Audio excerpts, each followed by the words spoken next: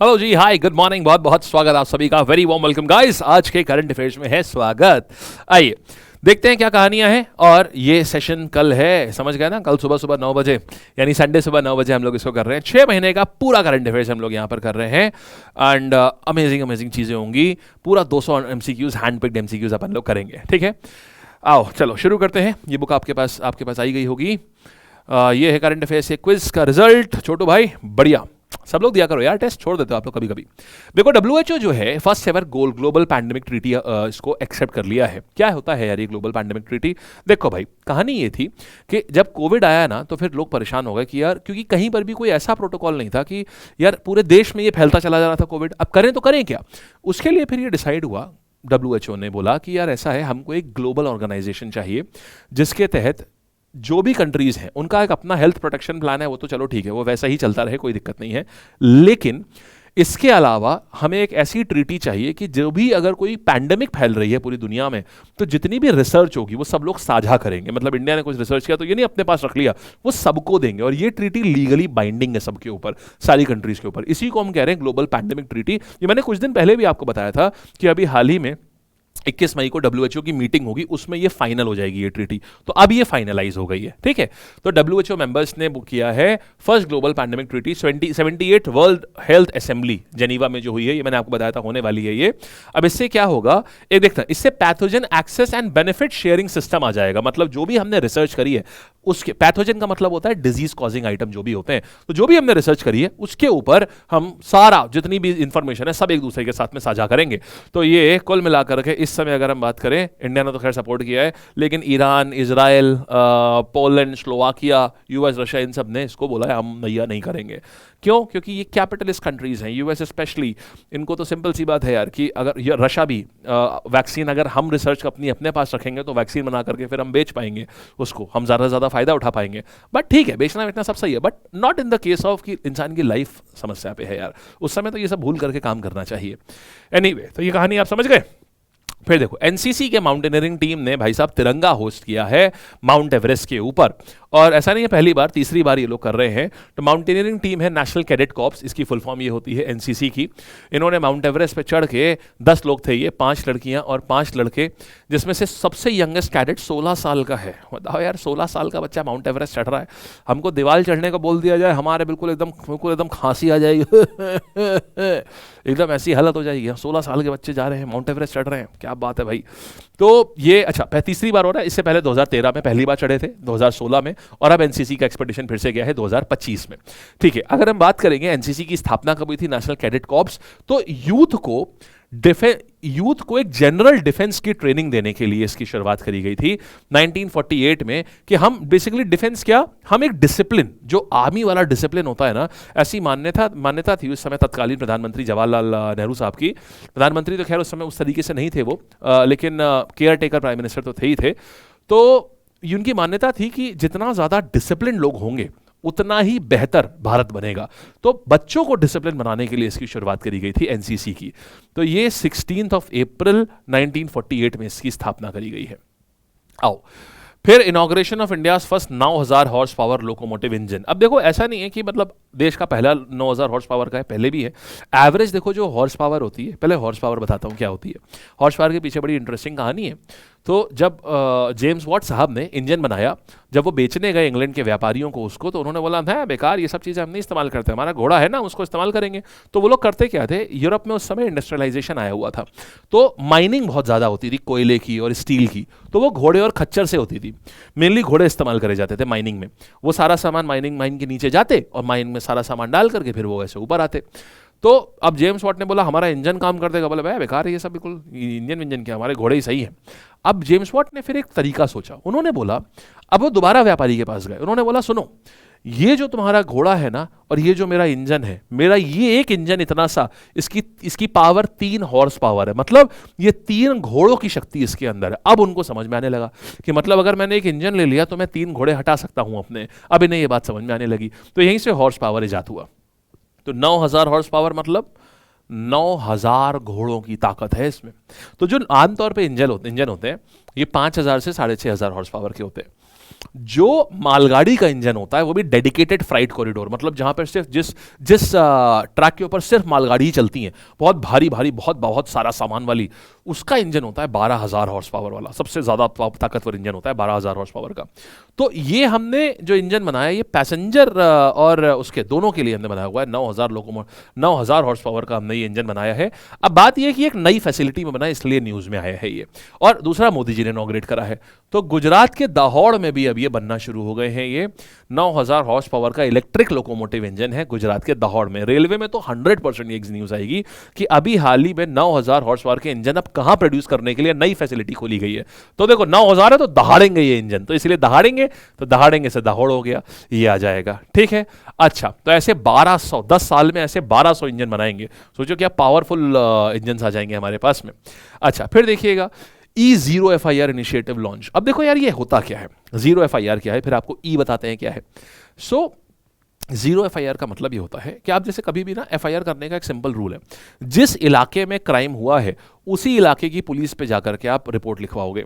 अब जैसे कई बार क्या, जैसे मान लीजिए कोई डेथ, किसी का मान लीजिए मर्डर हुआ, किडनैपिंग हो गई, रेप हुआ, कुछ भी ऐसा कोई क्राइम है, तो अब आपको नहीं पता है कि वहाँ इलाका कौन सा लगता है। आप कैसे जा करके बताएंगे कि यार जैसे मान लो किसी को कहीं पर, किसी बच्चे को कहीं किडनैप किया गया था, अब उसको पता ही नहीं है, या मान लो किसी के साथ में अगर रेप अटेम्प्ट हुआ है तो अब उसको पता ही नहीं कि वो एरिया कौन सा था, वो कैसे जा करके एरिया का नाम लिखवाएगी। और ज़रूरी ये है कि जब तक आप, होता यह है कि जिस एरिया में क्राइम हुआ है उसी एरिया के थाने में रिपोर्ट लिखवानी जरूरी होती है, वरना एंटरटेन नहीं करी जाएगी। अब ये प्रॉब्लम बहुत इंपॉर्टेंट, बहुत बहुत मतलब मुखर हो रही थी। फिर इजाद करा गया जीरो FIR का कंसेप्ट, जिसके तहत आप जीरो FIR के तहत आप किसी भी थाने में आप केस लिखा सकते हैं, और अब उस थाने की जिम्मेदारी होगी कि वो उस संबंधित थाने में जहां पर क्राइम हुआ है वो उनकी जिम्मेदारी है ढूंढ करके उस थाने में पहुंचाएंगे। इसको जीरो FIR बोलते हैं, समझ गए। माने जो जिम्मेदारी इंसान की थी, इंसान से हटा करके उसको दे दी गई। क्लियर हुई बात एकदम बढ़िया। तो ये आती है जीरो FIR। तो ये E0 FIR का मतलब क्या हो गया, E0 FIR का मतलब क्या है कि अभी इसको पायलट प्रोजेक्ट के तौर पर करा गया है कि जैसे मान लीजिए फाइनेंशियल फ्रॉड हो रहा है। अब फाइनेंशियल फ्रॉड, अब क्राइम कहां पर हुआ भाई, कैसे हो रहा है, तो ये बेसिकली अभी सिर्फ फाइनेंशियल फ्रॉड के लिए करा गया है कि आप ऑनलाइन ही लिखवा सकते हैं zero FIR। Now complaints of cyber financial fraud जो 10 लाख रुपए से ज्यादा है, वो सीधे national cyber crime reporting portal के या हेल्पलाइन नंबर के तहत जीरो FIR के तौर पर लिखवाई जा सकती हैं। तो आपको ये आइडेंटिफाई नहीं करना है कि नहीं यार ये क्रिमिनल ने कहां से बैठ करके क्राइम किया हुआ, ये सारी कुछ नहीं कहानी है। दिल्ली में पायलट प्रोजेक्ट के रूप में करा जा रहा है, सक्सेसफुल हुआ तो पूरे देश में इसको लागू कर दिया जाएगा। ठीक है, फिर देखिए, अच्छा फिर क्या करेंगे, या फिर जैसे कई बार होता था कि आप मान लीजिए ट्रेन से आ रहे हैं, अब ट्रेन से आ रहे हैं, अब आप ने एक दिन बाद देखा कि अरे आपके अकाउंट से तो 70,000 रुपए कट गए। अब आपको क्या पता कि वो 70,000 रुपए कहाँ कटे हैं, आप कैसे उसकी FIR लिखवाएंगे, आप कैसे बताएंगे क्या हुआ है, तो वो आप जीरो FIR के तहत आप करवा सकते हैं, अब ऑनलाइन ही करा सकते हैं, समझ गए। चलिए फिर देखिएगा ऑपरेशन ओलिविया क्या है। ये क्या है यार ऑपरेशन ओलिविया, तो बेसिकली ना हमारे वहाँ उड़ीसा में एक पर्टिकुलर टर्टल्स की ब्रीड है जिसको बोलते हैं ऑलिव रिडली टर्टल्स। वो क्या होते हैं, वो बीच पर आते हैं, अपने अंडे देते हैं और फिर चले जाते हैं। तो उनकी संख्या बहुत है ऑलिव रिडली टर्टल्स की, लेकिन हाँ फिर भी मतलब एंडेंजर्ड में है तो हमें उनका ध्यान रखना होता है। तो अभी क्या है, फिशरमैन के नेट्स में ना फंसें और उनकी ज़्यादा से ज़्यादा उनकी पॉपुलेशन बढ़े, उसके लिए क्या किया गया है, ऑपरेशन ओलिविया चलाया गया था, जो कि इंडियन कोस्ट गार्ड ने नवंबर से मई तक चलाया था। इसमें हो क्या रहा था, जो ब्रीडिंग साइट है ऑलिव रिडली टर्टल्स की, जैसे ब्रीडिंग का मतलब जहां वो अपने अंडे देते हैं, तो जहां निकल के आए समुद्र से, फिर एक जगह पर बीच पर आते हैं, बीच पे अपने अंडे देते हैं, उनको प्रोटेक्ट करना।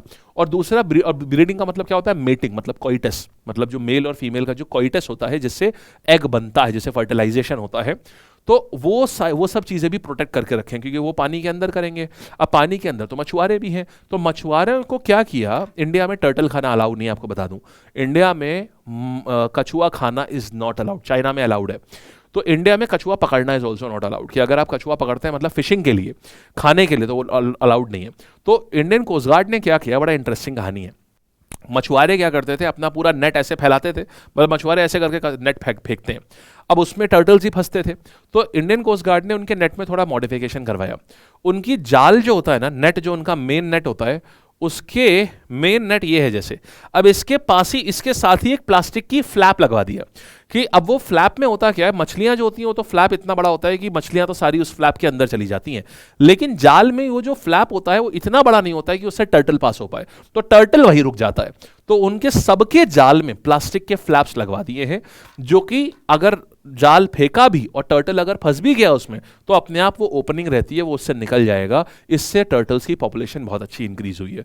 तो इसीलिए है प्रोजेक्ट ओलिविया, याद रखिएगा, ये ऑलिव रिडली टर्टल्स को बचाने के लिए है ये। ठीक, आइएगा अब देखिए जरा, यहां पर उड़ीसा में 7 लाख टर्टल्स 2025 में अपने एग्स लेकर आए हैं।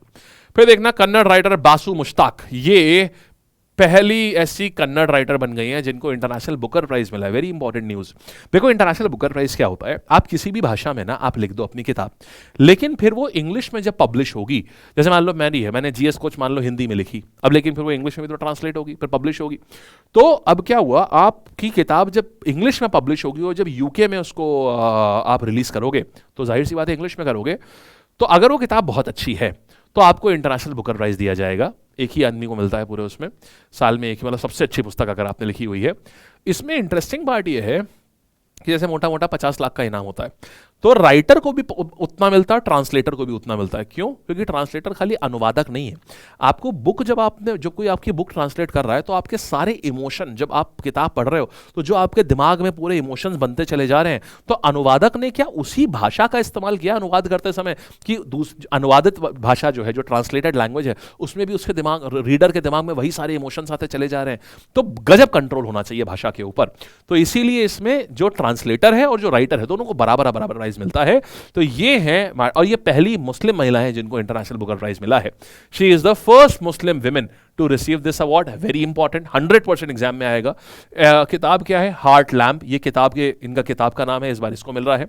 और इंग्लिश में किसने ट्रांसलेट करी है? दीपा भाष्थी। ये दीपा भाष्थी, तो किताब का नाम है हार्ट लैम्प, ट्रांसलेट करिए दीपा भाष्थी ने, और पहली मुस्लिम महिला है और पहली कन्नड़ महिला भी है जिनको ये अवार्ड मिल रहा है। फिर देखिएगा, world day for cultural diversity, बस एक जनरल देख लो, not a very important day. हर साल हम लोग 21 शुभ होता है ना, 21 मई को मनाते हैं कि पूरे दुनिया का कल्चर वल्चर प्रिजर्व करके रखें। ऐसी ही है, बहुत इंपॉर्टेंट नहीं है, बस एक नजर डाल लीजिए, दैट्स इट। हाँ, ये important, national anti terrorism day. अब देखो यहां पर क्या हुआ था, ये हम लोग हर साल मनाते हैं इसको 21 मई को। दिन शुभ है लेकिन काम अशुभ हुआ था। इस दिन राजीव गांधी साहब को एक सुसाइड बॉम्बर ने उड़ा दिया था। पैर छूने के लिए ऐसे झुकी थी। क्यों ये हुआ था, पूरी कहानी यही बताता हूं। राजीव गांधी साहब की मृत्यु हो गई थी 1991 21 मई को। एक सुसाइड बॉम्ब अटैक हो गया था तमिलनाडु में। हुआ क्या था, तो राजीव गांधी जो थे, ये श्रीलंका का कहना था कि देखो, श्रीलंका की कहानी ऐसी है, थोड़ा सा आपको मुझे ना बैकग्राउंड में लेके जाना पड़ेगा। ये श्रीलंका ये है मोटा मोटा इस तरीके से, इसको ऐसे बांट दो। यहां पर तमिल पॉपुलेशन है, यहां पर ओरिजिनल श्रीलंकन्स की पॉपुलेशन है, सिनेलीज जिसको बोलते हैं। अब सिनेलीज और इनके बीच में वॉर शुरू हो गया, सिविल वॉर। श्रीलंका गवर्नमेंट जो थी वो सिनेलीज की थी, वो तमिलियंस को वहां से हटाना चाहती थी, क्योंकि उनका कहना था भाई हमारा देश है, तुम यहां आकर के हमारा रोजगार, हमारे बच्चों का रोजगार, एजुकेशन सब छीन रहे हो। तमिलियंस चाहते थे कि वो सिनेलीज को हटा दें और अपनी सरकार बना लें। तो यहीं से पैदा हुआ लिट्टे। आपने नाम सुना होगा LTTE, liberation of Tamil tigers of Eelam, LTTE. तो लिट्टे एक आतंकवादी संगठन बन गया। अब आतंकवादी कह लो या रिवॉल्यूशनरी संगठन कह दो। इसने अटैक करना शुरू कर दिया इनके ऊपर, श्रीलंकन आर्मी के ऊपर, सबके ऊपर, अपनी खुद की वो बनाने के लिए, अपना खुद का एक सरकार बनाने के लिए। अब राजीव गांधी जी ने क्या किया, उन्होंने श्रीलंका को अश्योर किया कि ठीक है साहब, हम आपको सपोर्ट करेंगे, क्योंकि आप हमारे नेबर हैं, हम आपके वहां शांति व्यवस्था मेंटेन करने के लिए हम सपोर्ट करेंगे। अब लिट्टे वालों को लगा कि हम तो तुम्हारे वहां के ही हैं, हमारी रूट्स तो तुम्हारे वहां से आती है, इंडिया से आती है, तो फिर हम तो तमिलियंस हैं, तो तुम दूसरे को क्यों सपोर्ट कर रहे हो। इस बात से वो बहुत नाराज थे। तो इसीलिए उन्होंने क्या किया, जब राजीव गांधी तमिलनाडु में एक रैली में पहुंचे, तो एक महिला उनको ऐसा माला पहुंचाने के लिए, माला पहनाया और पैर छूने के लिए झुकी। उसकी कमर में एक बटन लगा था, जैसी झुकी तो बटन दबा और राजीव गांधी की जो थे वो सिर्फ फिर बिट्स एंड पीसेस में ही पाए गए उसके बाद। तो ये कहानी थी इसकी, समझ गए। तो उसी दिन से हम लोग इसको 21 मई को नेशनल टेररिज्म डे के रूप में मनाते हैं इसको, एक भयावह चीज जो ही उसको रिमेम्बरेंस के तौर पर। ठीक है, आओ, अरे सवाल जवाब आ गए, आओ भाई सवाल देखते हैं। तो हाल ही में कौन से प्लेटफॉर्म में WHO ने फर्स्ट ग्लोबल पैंडेमिक ट्रीटी अभी अपनी ली है, तो ये अभी कहां पर, 70th World Health Assembly Geneva. Current director general कौन है WHO के? We know it, Tedros Adhanom Ghebreyesus. Mountaineering team ने अभी कहाँ पर गया ये, कौन सी किस चीज़ की माउंटेनियरिंग टीम थी? तीसरी बार गए हैं एनसीसी वाले। 1948 में 16 अप्रैल 1948 में स्थापना हुई थी। देन ये कहाँ पर दहाड़ने वाले इंजन ही हैं, तो कहाँ जाएंगे? दाहोड़, गुजरात में। देन ऑपरेशन ओलिविया, ये किसने चलाया था अभी? ये ऑपरेशन ओलिविया जो है ये इंडियन कोस्ट गार्ड चला रहे हैं ऑलिव रिडली टर्टल्स को बचाने के लिए। इनमें से कौन से मरीन एनिमल का नाम लेपिडोखिलस ओलिवेसिया है? नाम से पता चल रहा है क्या है, it is olive ridley sea turtle. कौन अभी फर्स्ट कन्नड़ राइटर बनी है? वेरी वेरी इंपॉर्टेंट, 100% आएगा इस बार एग्जाम में। इनका नाम क्या आ जाएगा? Banu Mushtaq. Then world day for cultural diversity, शुभ दिन होता है 21 मई, cultural diversity. National anti terrorism day, वो भी इसी दिन 21 मई को, ठीक है। अच्छा, कब से शुरुआत करी गई थी? ये जो है in which year was the initiated? अच्छा, अब मृत्यु इस दिन हुई। अब आप बताइएगा शुरुआत हमने कब से करी है, इसको सेलिब्रेट करना हमने कब से शुरू किया है? ये आप होमवर्क है, ये नीचे कमेंट करके बताएंगे आप। ठीक है जी guys, that's it. So bye bye, tatas. ये थी पूरी कहानी आज की। अब हम लोग मिलेंगे कब? हम लोग मिलेंगे अपने सेशन में 9 बजे। ठीक, चलिए tata bye bye, take care. और महापैक वालों, जितने ही बच्चों को महापैक में एनरोल होना होना, आप लोग हो जाइएगा। महापैक्स भी जल्दी ही, ये भी अब बंद होने जा रहे हैं महापैक्स भी, तो क्योंकि इंडिविजुअल बैचेस ही चलेंगे। महापैक्स एंड होने वाले हैं। महापैक में पूरे साल का बैचेस वगैरह सब मिलते हैं, तो अभी 1-2 दिन और है आपके पास में। महापैक बैच में आप एनरोल हो सकते हैं। महापैक में 1 साल के सारे बैचेस होते हैं। ये हमारी एप्लीकेशन का नाम है और यही इसका स्पेशल कोड भी है। इसमें 1 साल तक के जितने भी क्लासेस आते हैं ना, जितने भी बैचेस होते हैं एसएससी के, तो वो सब आपको इसी में फ्री मिलते हैं। साथ में टेस्ट सीरीज भी मिलती है, साथ में 2000 से ज़्यादा ई बुक्स भी मिलती हैं, सब रहता है। ठीक है, चलिए। अच्छा, माने पूरी कंप्लीट प्रिपरेशन हो जाती है इसमें। ठीक, चलो अच्छा, बाय करते हैं, टाटा करते हैं, मिलेंगे हम लोग अब अगले उसमें जी। Thank you.